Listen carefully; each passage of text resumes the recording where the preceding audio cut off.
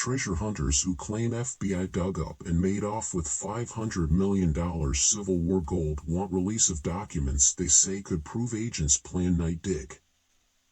Treasure hunters who claim the FBI dug up and made off with $500 million of Civil War gold under the cover of darkness want the agency to hand over records they say will prove whether it planned a night dig.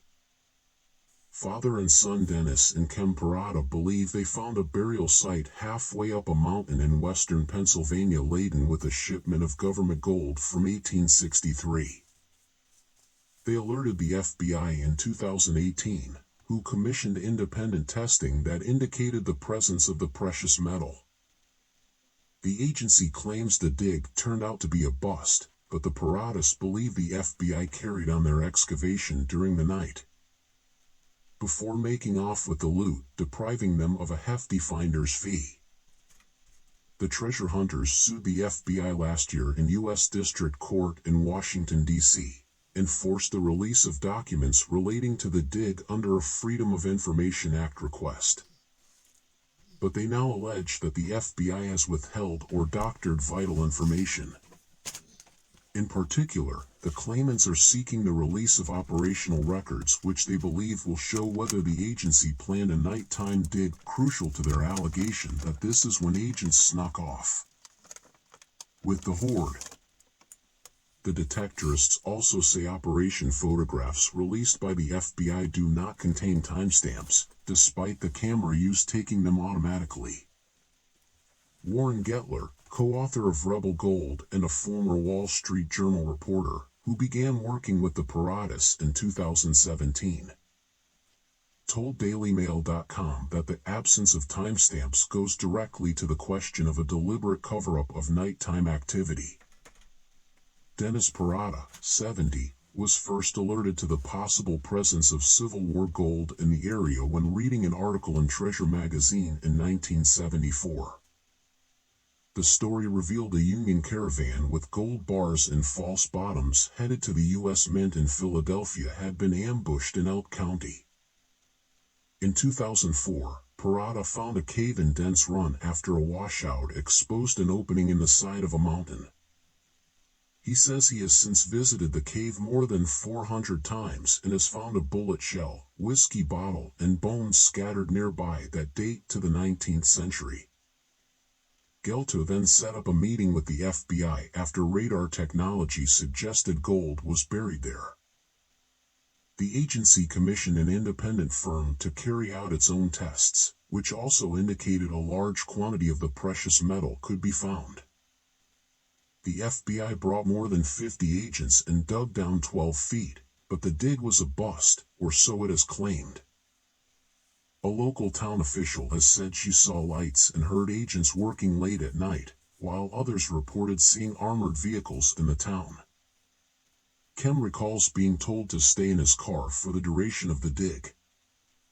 But when the FBI turned over a trove of records from the dig, they were incomplete, the treasure hunters claim.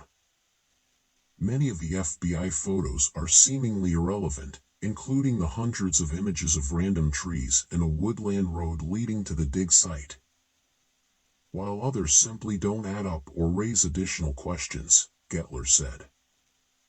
The author claims the Nikon D700 camera used during the operation automatically includes digital timecode readouts, yet these were absent from the photographs released by the FBI. And Weissman, the treasure hunter's attorney, told DailyMail.com that it would be unusual for a federal investigation not to be logged meticulously. From a forensic perspective, you would think that they would use the time and date stamp, she said. To me, that's a big oversight. Weissman also believes the FBI is withholding communications it had with the firm whose scientific testing suggested the presence of gold at the site and prompted it to file an affidavit asking for a warrant to seize goods belonging to the U.S. Treasury. The attorney says the FBI has only provided the site analysis provided by the surveyor, Retu, and refuses to acknowledge any subsequent contact. They want us to believe that after they found nothing, There was never any follow-up with that company, Weissman said. Gettler said the treasure hunters may never be able to prove the FBI made off with a pot of gold. But he added, "What we can prove is that the FBI did conduct a night excavation, despite their denial." The FBI records also show that several weeks before the excavation, an agent with the agency's art crime team approached Wells Fargo to ask whether it shipped gold by stagecoach for the U.S. Mint in 1863. Wells Fargo historians turned up no evidence of it, but said records from the era are incomplete. Wells Fargo did ship gold by stagecoach, a corporate archivist wrote in an email to the FBI, but large quantities of the precious metal, as well as gold that had to be carried long distances, were better transported by ship or train. Gettler said the gold might have been transported by wagon, not stagecoach.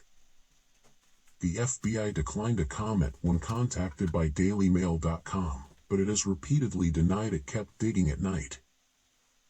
It has previously said no gold or other items of evidence were located or collected, and that the only items the FBI removed from the site were the equipment and supplies brought in for the dig. The agency said that while geophysical testing had suggested a potential cultural heritage site at Dents Run, that possibility was not borne out by the excavation. REU has said it cannot comment due to a confidentiality agreement with the FBI. By Miles Dilworth.